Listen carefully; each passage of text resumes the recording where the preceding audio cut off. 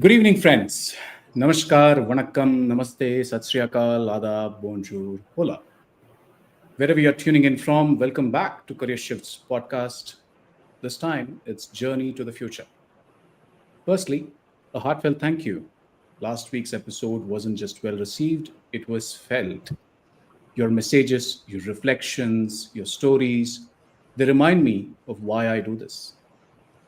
This isn't just a podcast, it's a space for real conversations, for challenging what we have been told and discovering what's possible. And today, we're tackling with something big, the biggest career myth we are ever told. One life, one job, find a good role, work hard, stay loyal, and retire happy. We grew up hearing this. Many of us built our careers around it. But here's the real question: is it true? And does it have to be true? Because if it were, then why are so many of us or so many people in this world feel stuck? Why do some of the most successful people walk away while they are still on the top? Why do leaders step down when they are still relevant? Why do professionals choose to leave not because they have to, but they want to? Could be that success isn't just about staying the course, but knowing when to change it is most important. To help us break down this, I knew I needed someone who just doesn't understand career shifts, but someone who has helped hundreds navigate them. Welcome Lochan to the show.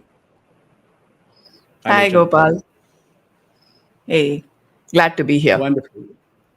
Pleasure is all mine. Lochan is a leadership coach, career transition expert, and co author of Career Heist, a book that challenges everything we think we know about career success. What will you take away from this conversation? You may be wondering why one life, one job is one of the biggest myths that has been told, the playbook of how to reclaim control of career without burning bridges, how to know when it is time to move on, when staying is the real risk, and power of stepping away at the right time, and how it opens doors that you never knew that existed. This isn't about job changes, it's about career clarity, self worth, and freedom to choose what next. So, if you're ever feeling stuck, question your next move, or wonder if there is more than this is the conversation that is for you. Let's dive in deeper. Welcome to the show, Lochan. How are you doing today? Thank you, Gopal. Thank you for having me. I'm doing fabulous. Before I start, I'm also doing fabulous because I'm in Chandigarh. I am here for the Chandigarh Lit Fest tomorrow, Lovely. where I'll be speaking about the book, as well as where I'll be doing a little bit of book signing. So I'm also doing a little shout out to your audience in case anyone is in Chandigarh. Happy to meet you at the Lit Fest. Incredible. Before we start, any reflections that you have about the whole experience and the whole part of what takes you to Chandigarh? Okay, so um, so I never thought uh, that I will ever be a writer. And this is something one of my closest friends since school, she used to tell me, that, or rather, I used to tell her that, listen, why don't you write my debate speeches? And I was always very confident about going up on stage and talking. So I said, give me the stage, I'm fine, but don't ask me to write.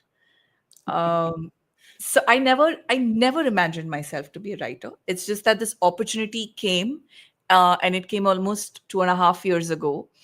And at that time, I thought, okay, why not? I was in that space of not saying no to anything. So I said, why not? Um, it has been one hell of a roller coaster ride for us, the three of us. And I definitely also want to tell your listeners that the three of us have never met. And that's a very Wow. interesting insight as well. We've never met, though it's the introduction to how we met in the story is a little different. We actually had to fictionalize it and give it a start point. But we've always worked remotely, and Hmm. I have only met one of the other writers. The three of us together have never met, but we've managed to bring this out very beautifully. This has been a very, very challenging, interesting, exciting journey. A lot of times wondering why the hell are we doing this questions, but I'm glad we are here. I'm sure. I can completely relate, understand writing as much as it seems easy, even in Mm. the AI world, isn't. Oh yeah, It requires quite a bit of, one, why should you write? Two, who reads? yeah, And overcoming these two is not easy at all. So, absolutely. viewers, that's the book that Lochan has written along with Gaurav and Apurva. Um, Grab this one from Amazon or any of the local stores near you. And I'm sure I started reading it and I said it's a fantastic book. And I also made a comment that it has too many Excel spreadsheets on a lighter Yeah, note. well, yeah. Well, I couldn't not put it there, so we had to have it there. Yeah, but it's great. I mean, I think it's got a lot of guidance in terms of how do you even discover Yeah. um, where you are and why is it important for you to think about career differently, which is the whole conversation today. But before we get to the book, I know it's been an interesting journey. Let's talk about you. You've had a celebrated career yourself. You've worked in big brands, big logos, and at one point of time you decided to go all by yourself.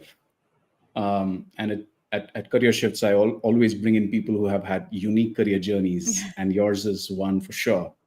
Walk us through that. I mean, in terms of your own journey, what all have you done, and how did this current role of being founder at OfExperiences happen? So I okay, just taking back, going back a little. I grew up in a very typical um, South Indian middle class family where the choices of education, though my parents were very, very liberal with giving me opportunities, but it was preferred that I take up science, I do engineering or equivalent, or I be a CA. I tried to defy all of that right from the beginning. So I said, if you ask me to take up science, I'm going to run away from home. And I was always steering towards humanities. Somehow they brought me to a middle path. I took up commerce. I did BBA, which was something I didn't want to do. I did MBA, again something which I didn't want to do. And in MBA, I ended up taking up marketing purely because I did not read the form clearly, and the fact that the form had you know a separate HR stream as a as a course. I didn't read it. I just filled the form and I submitted and I came in. And once I joined in is when I realized, oh, okay, there was, I can't take up HR and I can't study humanities. So human relations, interactions has always been something I was very interested. If I were a teenager now, I would have studied psychology. I would have gone and become probably a psychologist and so on. But having said that, I also loved marketing because I thought it was a very interesting. It's again about human behavior, right? You're reading the consumers, you're understanding their behavior patterns, and so on. So I started my career with sales. I went around selling credit cards in Chennai, a city I was not familiar with. But um, I loved the team, I loved the people, but I hated my job. I hated sales. And I say this very openly today. I don't mind admitting it, but I didn't like the pressure. I didn't like that every day someone, calling out. But the part that I really liked about it was my role also involved training people and building the team. Mm. So the first shift that I did was I asked internally if I could move out of sales, which was unheard of, like somebody that junior, a management trainee demanding a role change internally. And I moved all possible strings, pulled all possible strings that I could have to do that. I moved into an operations role. I did that for some time. And around that time, a role in training opened, and I was still very keen to move into HR. So I did that switch. I triple hatted. So I was a business analyst. I was a performance management, professional, and I was also handling L&D for some time. And that was the first 5 years of my career. Post that is when my love for L&D, my love for learning started, my love for development happened. I moved across roles, I moved across organizations. Whether they were good or bad decisions is for a later conversation. But yes, I made those switches. Sometime around 2018, I would say. By then, I'd already spent about 12 odd years in corporate. And I started feeling a sense of stagnation. And I started asking myself, is this it? Is this what my career is going to look like? Is there more to this? And like anybody who feels this, the first thing I did was I thought it's probably the organization where I am.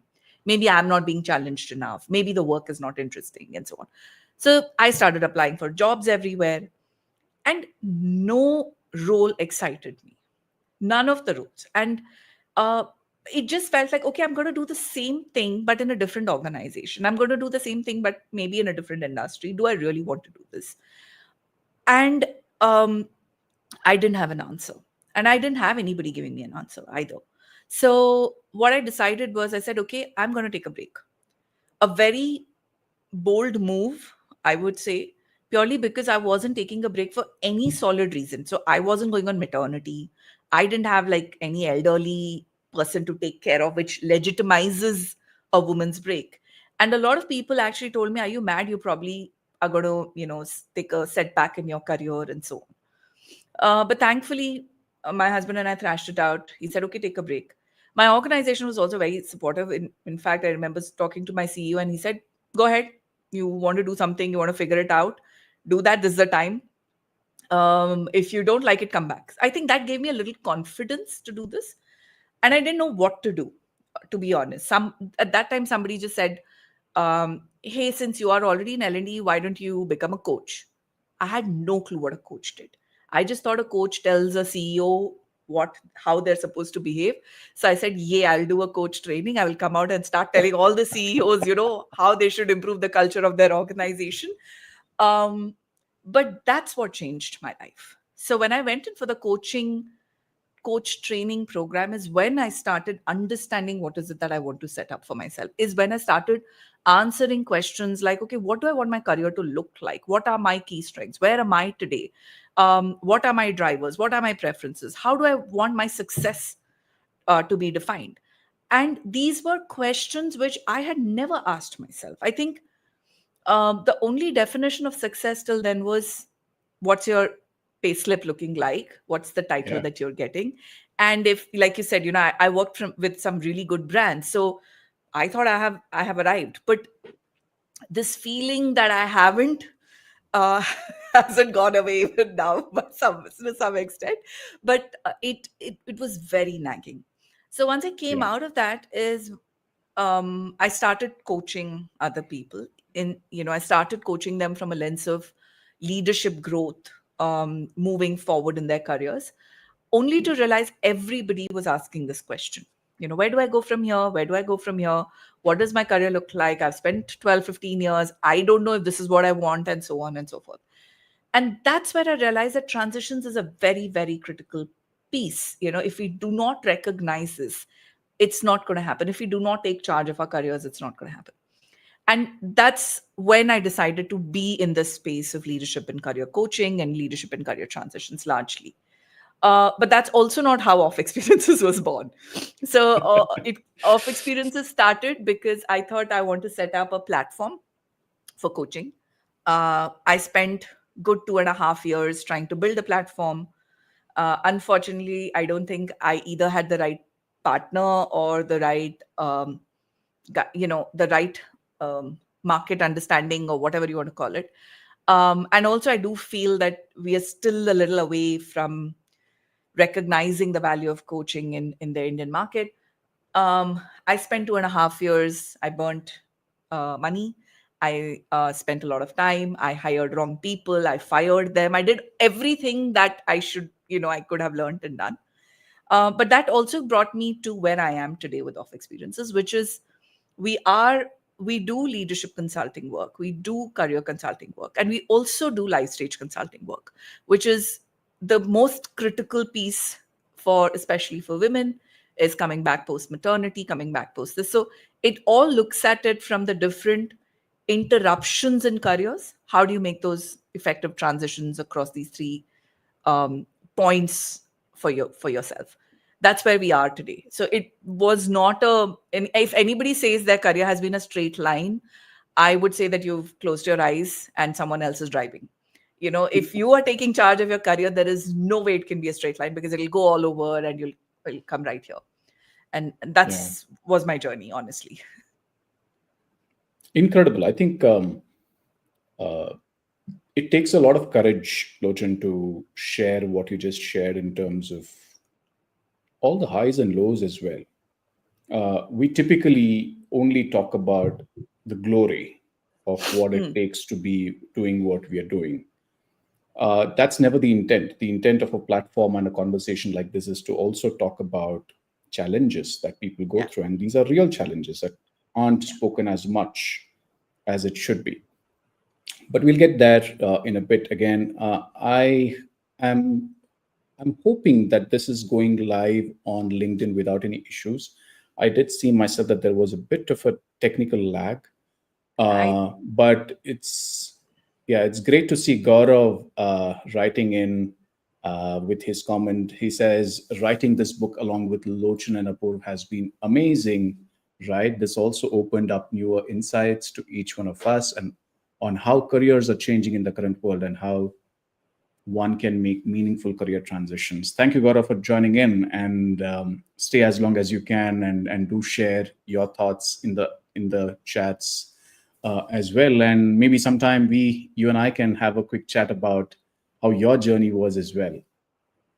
And others who are listening in, watching this live, please do share which city you're joining us from, and also any questions that you have for Lochan. I think it would be great.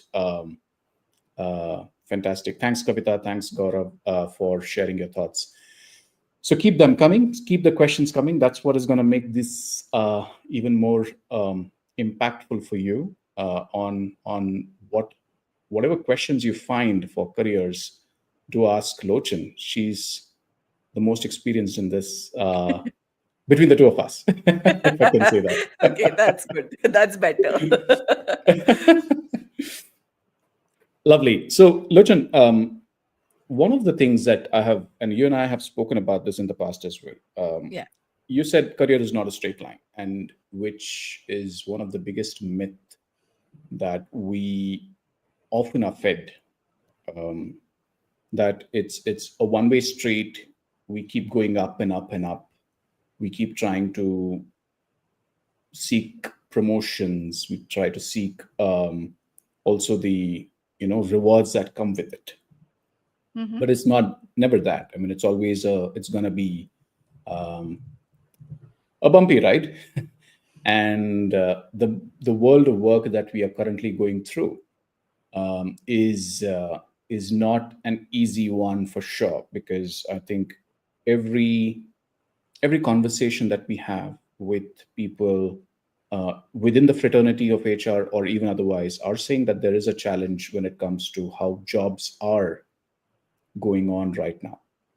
Yeah. How should one literally uh, take charge of their careers, if I were to talk that? Because at the end of the day, you said if you're thinking that the career is a straight line, you're closing your eyes and you're someone else is driving it.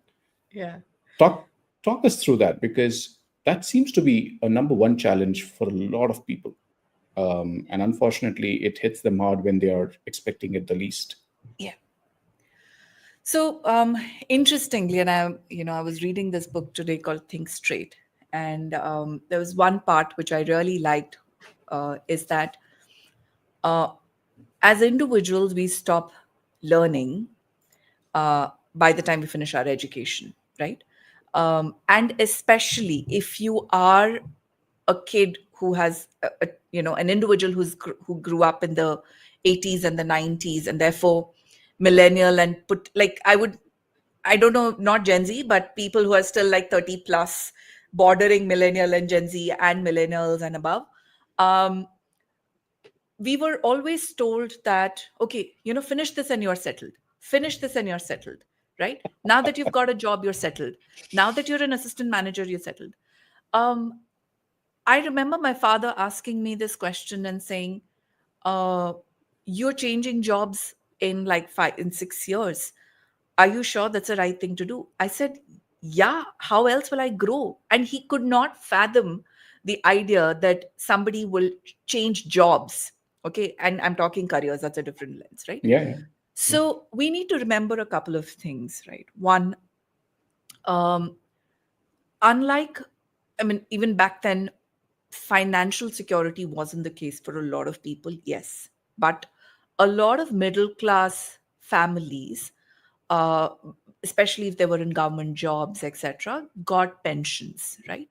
So pension Yes. was, and the fact that TTK, Krishnamachari created the family pension, etc. So that was also something which was comfortable. So there was a whole piece around pensions. So people always had a financial blanket or security to some extent. The second was, I keep talking about in fact, in the book also, we talk about the Maslow's hierarchy, right? The Mm. parents' generation were also a generation which only looked at roti kapda makan, right? The basics, Yeah. the base level. Um, because that's all Survival. they cared about, the survival. So they said, look, as long as I have a roof on my head, I have food on the table, uh, if you're asking me to do shitty job but that pays for it, I'm fine with it. As a group which grew up with that bit of security, because their parents didn't give them that security, so that's what they valued. As a group which grew up with that security, for this group, we started looking at things like esteem. We started looking at things like belongingness. We said, okay, do I like my workplace? Do I like my colleagues? ESAT surveys became a thing. So we moved from government jobs to private jobs with no financial security. We moved from biting our lower lip just for the name of security to saying, no, hey, I want to belong. And the third, the most important piece is, we are going to live longer and longer, more productive, active life. Yeah. So, achieving 60 for a grandparent's age was itself a big deal. This, we will live up to 80, 85.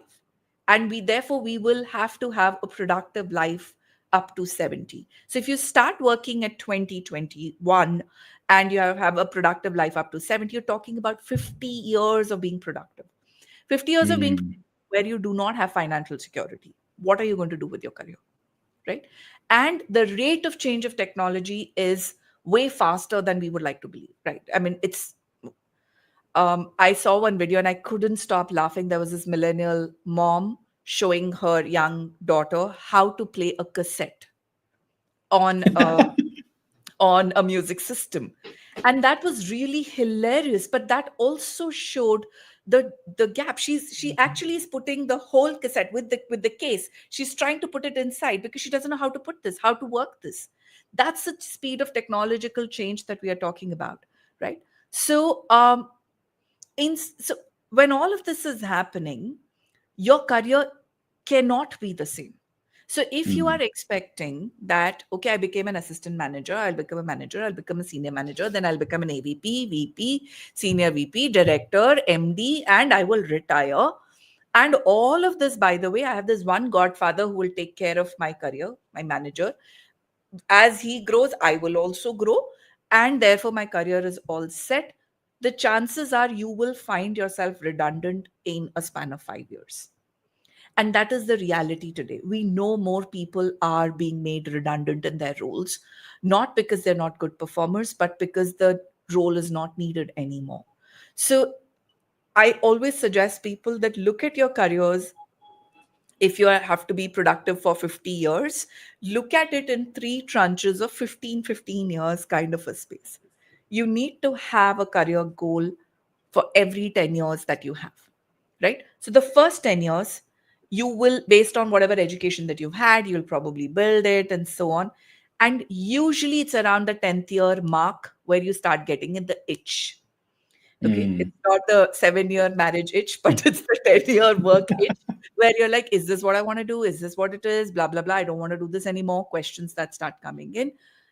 Before you are made redundant, please take charge of your career, of saying, where is the industry going? Where is my work going? Will my work even be there 5 years from now? Right? Will this role or this kind of work be relevant? If not, what is coming up? What's going to, new that's going to look like? How do I build my space, skills, interests, etc. in that space? Right? That doesn't mean everybody has to become an AI developer or a learn LLM, but I'm sure there are other things that are happening. So just being aware that something like that's happening. So that's a general lens I would give to say, that careers are evolving. They will evolve. They're evolving faster than you can even say the word fast.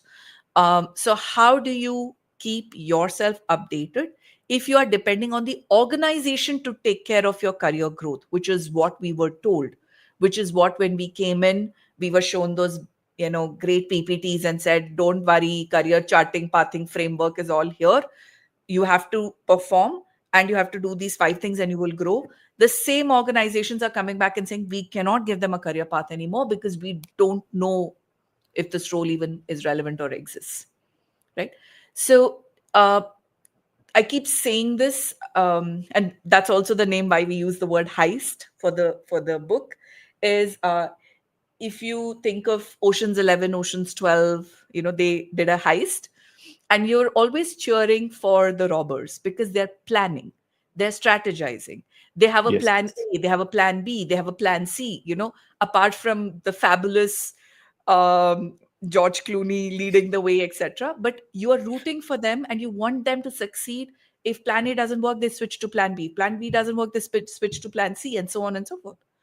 Um, that's why we say your career needs to be like a heist. Do you have those plans? A plan A doesn't work, there's a plan B. Plan B doesn't work, there's a plan C.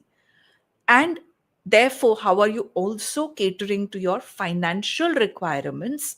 That's the first and foremost piece that I will kind of talk about as well. So it's not just about jumping, becoming an entrepreneur. That's not the intention, but it's also about saying, being conscious, saying, okay, where am I going to be in the next 2 years? Which role can I do in the next 2 years within this Sure. organization? Who's going to help me do this? Where can I go from here? Or am I waiting for my manager to tell me there's one role that will open 2 years, 1 year later, and I'm waiting for that to happen? I'm probably still living in a bit of a denial.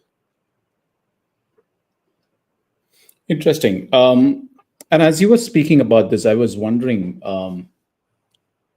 you said that one has to ask themselves, where do they see themselves in 5 years? 5 years ago, we were just on the same date, we were staring at the lockdown. Yeah. And I don't think we could have ever expected that both of us will be sitting here on the screen and talking to each other. Yeah. It's very hard to do that future planning, and it's very hard to ask yourselves those questions, especially when you're not able to comprehend the speed at which things are changing, for that Yeah. matter. Yeah. So one of the questions that Pranay is asking, and that's a question that I had in my mind as well, take charge of career transition rather. How do we? And any comments on that? I mean, what can people do? Uh, Even before I say this, let me ask, and I ask a lot of people this question. If nothing changes, do you know where you're going to be in 5 years? And the answer is no. Okay. We do not control what's outside of us. And that's also Correct. the biggest factor. I can't control COVID, and I can't control what happened with COVID, uh, or any other thing that's happening around me. What do I control? I control what are my skills. I control what I bring to the table. I control my aspirations and my ambitions. And I control mine and my family's financial um, considerations, right? This is what I control. So, how do I plan for that, right? How do I think about it? So, 5 years is not set in stone. In fact, when I do Mm. goal planning with my coaches, they're very reluctant to put like a goal. They're like, but Lochan, this is very aspirational. Things will change. I'm like, that's fine. But do you have a goal in mind? And more so, um, your life stages, different life stages also will have bring in different aspirations for you, right? So for example, and it's not just financial aspiration, some people might reach a stage and they say, okay, I do want to do something where I give back more, or I do want to do something where I'm mentoring people, or I do want to do be in a position where I'm traveling lesser because I want to spend more time with my family. These are also the right uh, frameworks or structures to bring around your career goal. It's not only saying I want to become a SVP in this. That's not a career definition. It's about saying, what do I want my career to look like holistically, right? What kind of work do I want to see myself doing more of? What kind of people do I see myself interacting more with? What kind of impact do I see myself creating? What kind of geographies do I see myself working on? Products do I see myself doing, right? So it's not saying I will become marketing head, I will become CEO, I will become this, right? But even if I have this broader goal, and I remember one of my coaches, and I always love to give her example, also because she was one of my first coaches, and she's reached amazing heights herself. When we did this exercise together, she clearly put her goal saying, I want to be a HR leader for a cross geographical organization which works in um, upcoming technologies. And she was already like not in India, she was in another country. And I said, what does cross geography mean to you? And she said, I want to be in Europe. It's like, how are you going to make that happen? Right. And she did. She moved from like Dubai to Germany. She made that switch. She found the role that she wanted to move to. She spoke to those people, and she's doing phenomenally well in that organization. So it's not just about saying, I mean, maybe that didn't come through, but the fact that she got that clarity that this is what I want to do, it immediately opened up avenues for her to start thinking, okay, these are the people I can talk to, these are the companies I can reach out to, this is the kind of network I should build over the next couple of years so that I get there. If I don't even know where I'm going, I'm just driving aimlessly, right? Yeah. So that's the point. So everything, then you're hoping that it's a chance. Having said that, say yes to opportunities that do come your way, right? Say if they fit into the larger scheme of what you want to do.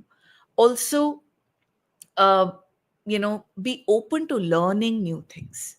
That's the biggest challenge. And Mm. and I say this today, I am struggling. I'm trying to learn generative AI. I am struggling and I'm asking myself, do I really need this? I've run away from technology. You remember the girl who ran away from science and couldn't do physics and maths? I'm kind of learning to code now. But this is the fact, and this is the reality. What do I need to learn? What do I need to focus Mm. on? Right. And if I'm going to stop learning, then chances are I'm going to reach a point of saying that's it. There is no more for me to do. Got it. Uh, I hope that answers your question, Pranay. And if not, please do share your Please ask questions. another We'll question. see. Yeah, we'll keep picking it up either today or Lochan, when she gets time, she'll respond to those on the chat as well. Kavita, thank you for being patient. I know you had asked this question early, and I'm going to take that up now. Uh, Thanks, Gaurav, Lochan, for hosting this. I think she meant Gopal, but dialing in from Gurgaon. I took the plunge finally this year after 18 years in finance, now into training. Everyone speaks about the pros of starting something on your own. What are the lesser known facts about the same one must factor in when just getting started? Um, Interesting question. Kavita, We need had you another met? podcast for it. I know we do. I have to say this, Kavita. Had you met me before you took the plunge, I may have discouraged you from taking it. And this is something Gopal knows, and I keep, he and I keep having this conversation a lot. Um, the Everybody looks at it from the grass is greener on the other side. I have my friends, my colleagues, ex-colleagues look at me and say, "Are yaar, your life is so chill now. You travel so much. You can take time off when you want. You don't have to ask a boss for a permission," and so on and so forth. Um, the flip side to being on your own is you have to ask a few questions yourself. And I realized the answers to that after I took the plunge. Okay, so that's why I keep saying, are you someone who is self disciplined and self motivated? Right? You are somebody who will get up in the morning, do your work. Even if the deadline is like 3 months away, you will sit today and you will finish the hours that you need to put in. Are you that person? How are you at managing finances? Right? So, do you have the required financial support that, to support you in this kind of transition? Do you Very have the important question. required family support? Because every time we take a switch to transition, we switch to something else. And this is a conversation my husband and I had. And I told him, look, if I do this, we will be sync. We will be a single income with no kid. Do you want to be that? Um, and the fact that we had to make some alterations. I had to Mm, swallow a bit of my pride. I had to cut down on discretionary expenses. We had to modify our lifestyle. Are you okay? Not just you, is your family okay to do so? Right, if you have yeah. partner and kids and elders to take care of. How are you at selling yourself? Can you sell yourself, you know without feeling bad, without hesitation, without feeling guilty? Can you sell yourself? And the fifth and most important piece is, uh, what what are you doing to distinguish yourself from others in the market, from others, from you, right? You have to answer these 5 questions, and this is very important, and answer them honestly. If you cannot sell yourself, being on your own is not a great space. If you're not self disciplined and motivated, and I am not self disciplined and motivated, and I'll tell you this very frankly. So, the first thing I did was I hired a person. So, that forces me, to be disciplined. Um, uh, so you have to ask if you can do that, right? And the other 3 questions are more for you to really look at. How do you have that financial backing? How do you have that financial support? Both your financial acumen, being able to manage your cash flow, your budgets, etc. How are you able to manage all of that? I think these are some lesser known facts nobody talks about. A paycheck coming at the end of every month is such a relief. Okay. And I want to share this as an example. I had a training, um, for some client that I was doing, and I was really unwell the previous day, right? I am someone who will probably just ignore it or maybe just pop an antibiotic. I went to the doctor. I told him, give me a shot, because if I missed that training that day, they would be nice enough to cancel it, but I have lost that month's pay, right? Yeah. Whereas, and at that on that day, I really was like, if I was working in a corporate, all I had to do was call up my boss. Maybe, I may still have to be available if there is like a critical deadline project or something, but I would have someone to back me up, either my boss or my team or my partner, somebody. And I could have possibly taken the day off without it impacting my month end pay. So these are things that nobody talks about. They only look at, they only look at saying, oh, you own your time and so on. If you get stuck with bad clients, you don't even own your time. So That's yeah. a different thing altogether. Yeah, I agree. Yeah, it is very different, and we really hope you find the right answers, Kavita. Always there, just a message away for you. Anytime you need to either reach out to Lochan or me or whoever, find a good coach who can guide you through these And yeah. And confusing situations. Yeah. and make a network of friends. You don't, it's a Yeah. very lonely journey, right? It's a Being on your own is a very lonely, at least at work. You When I say at work, I mean at least in a corporate office, you will have that one colleague that you can vent to about work, about home, about husband, about traffic, everything. But when you're on your own, you probably don't have that. So find your tribe, and that's very important. I have found a few people, Gopal being one, and a few others like that, for different things, that I reach out to them and went out about different things, right? So do find your tribe. Yeah. Great. You said about, grass is green on the other side. Well, if you have to make the grass on the side that you're in green, just find ways to water it. Because you never know, you may be Yeah, able to turn around things and um, do really good for yourself. I mean, there are a lot of pros of being on your own as yeah, well. absolutely. Um, at no point are we trying to discourage Yes. having made that move. Sorry, I should have added that disclaimer. Having seen all the bad side of being on my own and talking about all of this, even now I'll be like, no, I'm very happy doing what I'm doing, right? There is a different kind of satisfaction that you derive, but the question that you have to go back and ask yourself, is that fundamental to you? Is that your Mm. primary driver, right? If it is not, then even there you will feel contradictory. So moving out of your current role does not mean moving into entrepreneurship. It could mean moving into something else, maybe while you're still doing a corporate role, right? And that's what Yeah. I usually tell people, that the minute people think transition, they think, okay, but I don't want to be an entrepreneur. I was like, nobody's asking you to be, but how, if you don't like the work that you're doing, or you feel stuck where you are, you can think about moving to a different industry, different stream of work, different kind of work, and so on. That's something that you should think about, rather than just say, okay, I'm going to become an entrepreneur. And everything that you do has to be a thought through decision. Yeah. Plan A, plan B, plan C. Plan me. Well, but yeah, and if you really look at it from a careers perspective, one thing that is really emerging is a concept called portfolio careers. Yeah. It need not be this or that. It could be this and that as well. And I don't think as much has been discovered about that through um, official channels. If I were to say, people will think that, oh, this may be not allowed for me to do. I can't find time to do this, and so on. And in process, kill their passion. They may be really good at doing something, but may just blame it on Bangalore traffic for that moment.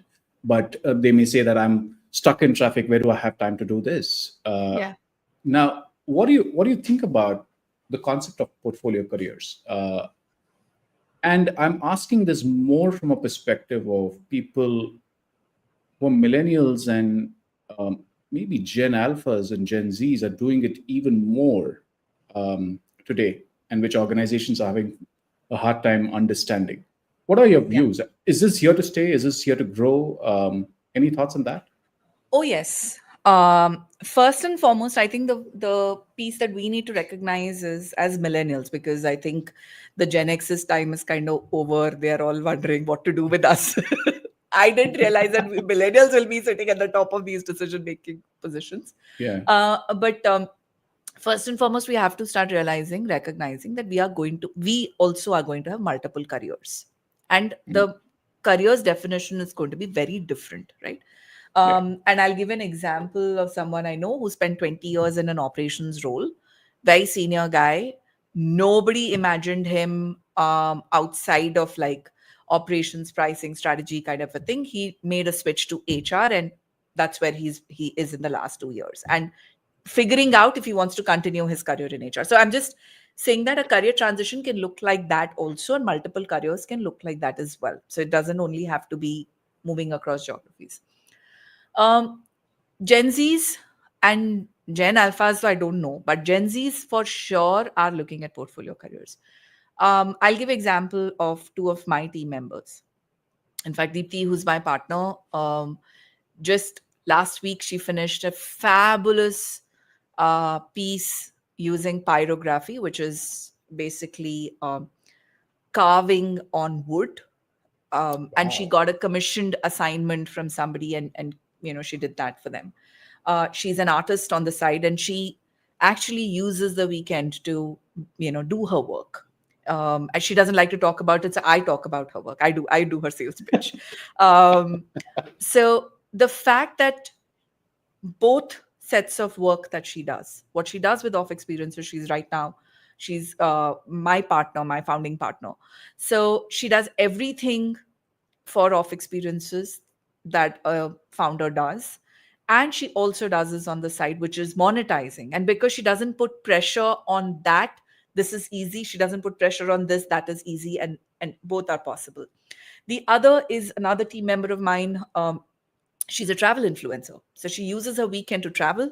She's, in fact, also got paid assignment, like a with a travel company for a YouTube channel and stuff like that. So, and she gets paid collabs and all of that, and she loves traveling. So I use their example because they're very close to me. They're real Mm. examples. They're not like random people I'm talking about. So portfolio careers are real. They are here to stay. Now you might, I keep asking, saying, I don't know, I have no passion. Sorry. I mean, I'm not good at anything. I'm not good at like writing or, like sketching or art or music. I don't have anything like that. So, what can my portfolio career be? Is a question that I do ask myself, saying, okay, if not this, then what else? If not this, then what else? Not from a lens of putting pressure on this, but to say, how do I build a different skill, which also helps me monetize it? So a lot of people are, let's say, monetizing their podcasts. A lot of people are, building networks and doing that. A lot of people are being fractional CXOs, and we've spoken about this. And I think that being a fractional CXO is a fabulous space to be in. So you come, especially for senior people, you come with that level of experience, but you don't work full time as a CXO for XYZ organization. You support them on strategic initiatives. You help them build the team. You guide the team. You work like a CXO, but don't. You also work like a consultant. So Mm. it's not a project to project basis, but it's something that you're good at. You're helping them ramp things up in the beginning. So these are real roles. They are not fictional roles. And interestingly, they're actually roles in India that are getting created. These are not roles Yes. which are sitting like, in the West. And I'm not talking about people who are sitting in the US or UK, or where portfolio careers were always real. Always there. Like Yeah. Yeah. people did multiple jobs, but for right or wrong reasons, but they were always doing multiple jobs. Um, what is questionable right now is the whole piece around organizations worrying about misusing their resources, their time, their bandwidth.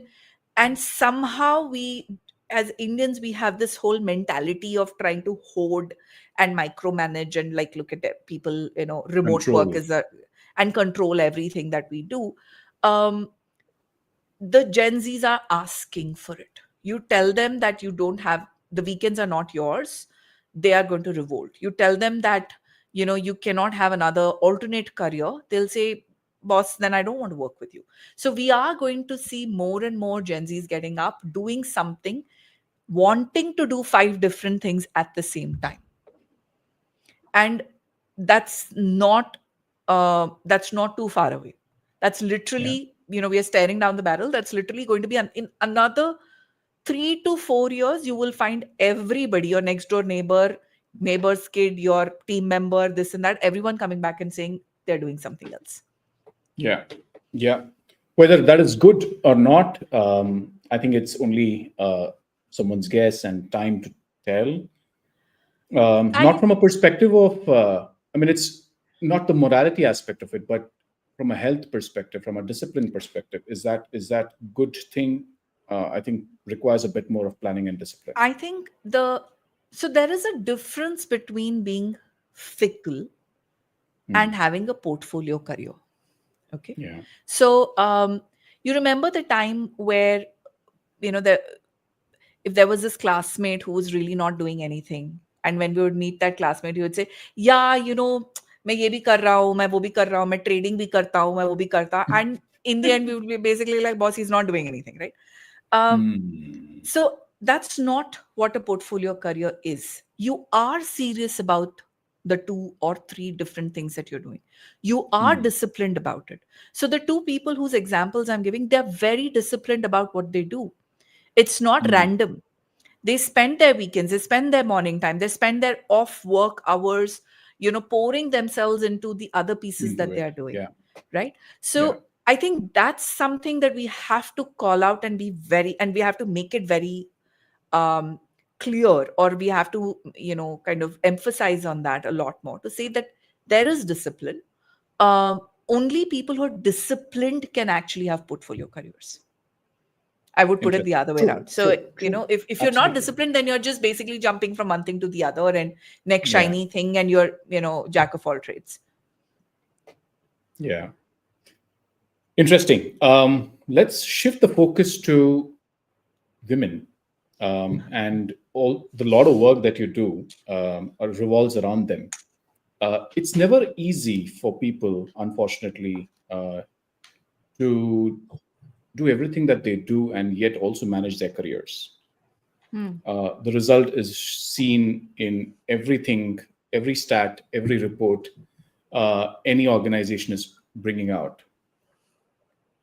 So, if there is one piece of advice that you can give, or one observation that you have made over the last 6 years of work that you have done in this space, what would that be? And what should people do differently in 2025 and beyond? People or women? Women. Women. Okay. Uh, Women don't own their careers.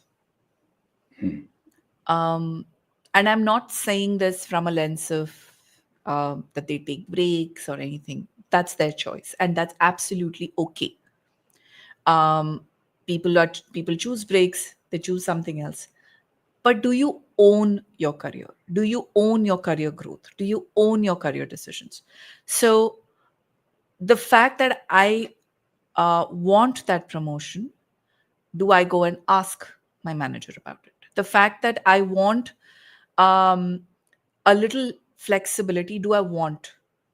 You know, do I tell my manager about it? So I want to give this example in one of our programs that we've done for Working Mom. There was a senior woman leader who had come. She's part of the marketing insights and market research and consumer insights team at a very large alcobev company, an international alcobev company. She's a woman in a marketing team for an alcobev company, which is a male dominated space. Pre-COVID time, she was expecting her second child, and she was in this dilemma saying, should I take a break? Okay. Mm. So she actually had to do, like, present some future design or plan for her team and for her org. And she ditched that. She went with a new plan, which was super aggressive, super ambitious. And she told her leaders that this is what I want to do. But I will do it on my terms, which means that I will work only from these hours to these hours. I will take this time off. Occasionally, I will bring my child to work. I will also work remotely. In a company which never worked remote, I mean, IT companies have always worked remotely. I mean, because of calls and all that, they were okay. Alcobev Yeah. company never worked remote pre COVID, but she managed to ask for it. She said, but I will deliver this. And that's how she took charge of her career. And why I'm giving that as an example is that women let others decide how their careers should progress. And that includes everybody, their family, Mm. their partners, um, you know, their bosses, their managers, their peers, everything. I'm not saying don't involve your family. And I understand there's enough and more societal pressure, and I'm not taking any of that away. But even in the space that you are in, do you raise your hand and say, I want that opportunity? I want that additional piece. And I do want to come back Can I get some flexibility? I do want to come back. Can I get some little leeway in what I'm doing? I do want to go back to work. Can you support me a little at home? And I think that's the part which really I would like to believe with Gen Zs should change, with the Hmm. newer, younger generation girls and women should change. But only time will tell. But that's one advice. Do own your career. Do ask yourself this question, like what I said at the beginning: where do I see myself 5 years from now? What do I want my career to look like? And that's okay if you say, I want my career to be stable, I want work life balance, I want repeatability of my work, I want structure, I don't want to do some experimental something. Absolutely okay. But do you know that? And do you ask for that? Yeah. Wonderful perspective, wonderful advice. Own your career. Yeah, we would probably need to do another podcast on owning. What does owning a career mean? Because I just wrote about that this morning as well, and I got some really interesting inputs about being on the driver's seats, and why people don't find themselves in the driver's seat, unfortunately. Yeah. As a generation, is there a problem of ownership? Hmm. Something that we need to do a bit of reflection. Perhaps any institute or university wanting to do research should do that, and Yeah. tell us what is the issue. That being said, if I mean, gender agnostically, is there one thing as a coach that you probably would have as an advice of what would be that one mindset shift that you would tell them to do, that would change things for them? So I always I tell people, don't jump to options. Okay. And I've written that also in my book. But what I mean by that is, um, I have been on a weight loss journey for the last, I don't know how many years that I know of. 15 years, maybe more. I have done all, you can tell me, I can write a book on that, separately. Um, But if I ask anybody, the minute you say, okay, I want to be on a weight loss journey, let's say, Gopal, you want to be on a weight loss journey, what's the first thing you'll do? Mm, Figure out my I mean, how much should I work out? Perhaps could be the first thing, and what should I eat less could be the second thing. Fabulous. That's what we'll do, right? The first thing you'll do is you'll go join a gym if there is one right near Mm, your house. Or if there is one in your house only, you'll go join, or you'll join Cult Fit and all of this. mm, Second thing is you'll go home, you'll tell your cook or your wife or whoever's doing the meal mm, plan. mm. From tomorrow, I'm not going to eat rice. From tomorrow, this is not going to happen. This is not going to happen. Put more veggies. I'm going to eat more salad. No fried, no papad. All of that will happen, right? And you will find yourself in exactly the same spot a month later. Why does that happen?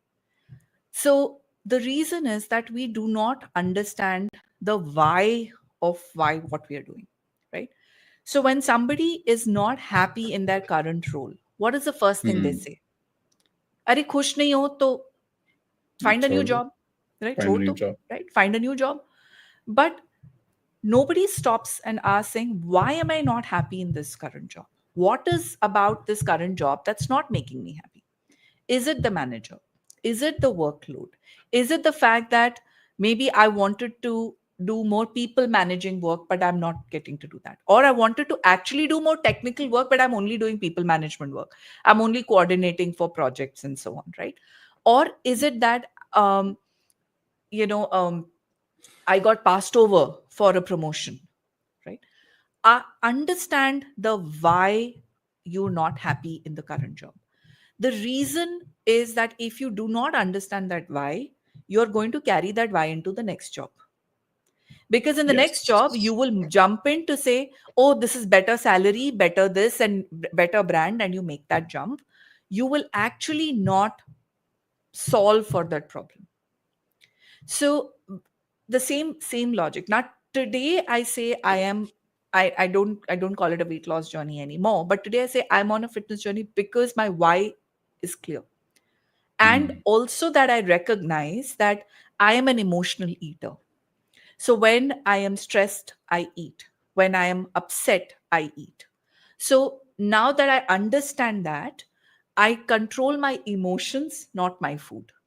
So when Mm, I'm upset, I find other ways to channelize that rather than eating. So this is not an example on, not the thing on nutrition, but I'm just saying this is an easier example to relate with. sure. So in my workspace, for example, I am someone who wants to do more technical work, but I'm only doing project management and just, emails after Coordination. emails and so on, coordination or something like that. If that's what is making me unhappy, then how is it going from project management in TCS to project management in Wipro going to make any difference? Mm, Right? So yeah. instead, uh, can I talk to my managers? Can I talk to my stakeholders and say, okay, I'm going to own this part of the project. I want to work on this part of the project. I want more hands on piece around this part of the project. Right? Or I could be in a position where, I'm actually just comparing myself to somebody else. But my circumstances are different. My life situation requires that I'm more stable, requires that I have the flexibility of working whatever hours I choose to do, or that I can work from home because maybe I have like an kid to take care of, or an elder. And I'm not talking from a woman perspective, I'm saying general, both men and Yeah. women. From a family perspective, maybe my wife is in a traveling role and I have that flexibility to be home and support my family. Am I prioritizing that over maybe a different salary? So the why is very important, and till the time we do not recognize that why am I moving out of this current job? Two whys to answer: why am I moving out of this current job, and why am I taking this new job? If I don't answer these, and if the answer to both of them is I need more salary and this gives more salary, then be rest assured that from that also, after 2 years, you're going to get upset and move forward. And but it's okay to say I need more money, this job doesn't pay me enough money, I have financial responsibilities, that job pays me more money. But you also have to remember that job pays me more money but may not take care of other aspects if required. But that's okay, Yeah. I don't care about it right now, I'm ready to bite my lower lip and do it. So Yeah. be honest to yourself, no one's asking you this question, right? Nobody will ask you this question. Be honest to yourself. Until you don't know the why, you'll you will jump to the first option that comes in front of you, and that's the catastrophic career mistake you can do. I have made that mistake. I thought I'm going to a great role, I thought I'm going to a great brand, but I have made that mistake. Okay, so I speak from experience, and of course now that's gone into a framework and structure. But that's the only thing I will tell people. If you are stuck, just ask yourself, why do I feel stuck? Why do I feel stagnant? Why do I not like what I'm doing? And you will find your answer with that why. Wonderful. If I may add, I think what has helped me every time I have found myself in this situation is when I speak to my mentors and they ask me this question as to what do I really want. It's a very hard question, to be very honest, to answer that, because many a times you're not clear, you're not sure. But what has helped me at times is writing it down. Yeah, And when you write, it's two times thinking, as they say. So slight clarity comes, or more clarity comes from that. So try that if you're really struggling for clarity. absolutely. Lochan, we've been like talking, and it's already an hour, and I really want to appreciate your time. I know you're not in Bangalore; you're traveling, and you have a very important event tomorrow. But if I were to quickly ask you to share one advice for people to look at 2025 and beyond differently, and any specific framework or guidance that you want to point people at, what would that be? Okay, so get yourself a coach.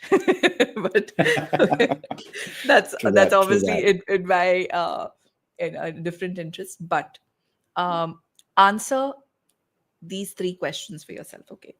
Which is, and I spoke about it during this, but what do I see my career looking like in the next 5 years? You define your future. Is it 2 years, 5 years, 10 years, whatever you want to call it, right? How does my short-term goal help me achieve that? Right. So if I want to be in an X position in 5 years, what should be my short-term goal in the next 1.5 years, 18 months, 12 months, 6 months, which will help me achieve that? And the third is, who will help me achieve it and what will help me achieve it? Now, the who is very important. We always focus on the what, we don't focus on the who. So the who could be Yes. that XYZ person in who I did one project with, he or she is in that role. So maybe if I work closely with them or something, they can help me. Or if they mentor me, they can help me. Or if they guide me, they can help me, right? So make that who also a factor.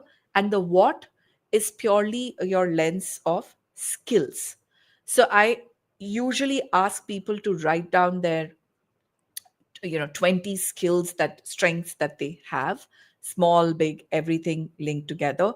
Have an example of why you say this is a skill. So if you've achieved a success in a project, what skill helped you achieve that success? So that'll give you like a good idea of how that skill is. And then you do your mapping to saying, okay, what else do I need? What other skills do I need to bring in and so on to achieve where I want to do? But even that little bit of an idea of where I would like to be like 2-3 years from now. And please don't just put a designation, but an overall picture, what kind of work you want to do, what kind of environment you want to be in, what kind of people you want to work with, what kind of geographies, products, um, industries, technologies, etc., that you want to work with. If you get a broader sense of that, put that in a statement like a vision or a goal statement for yourself, the other 2 questions follow from there. Wonderful. And I can't end the show without the rapid fire.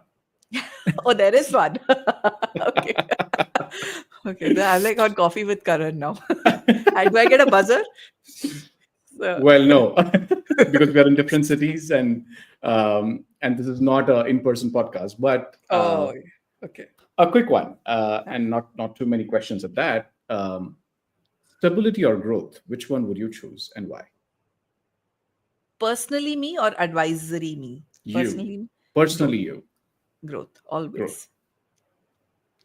Wonderful. Quit while ahead or ride it out? Quit while ahead. Okay. One word to describe your career. A heist. Oh, good one.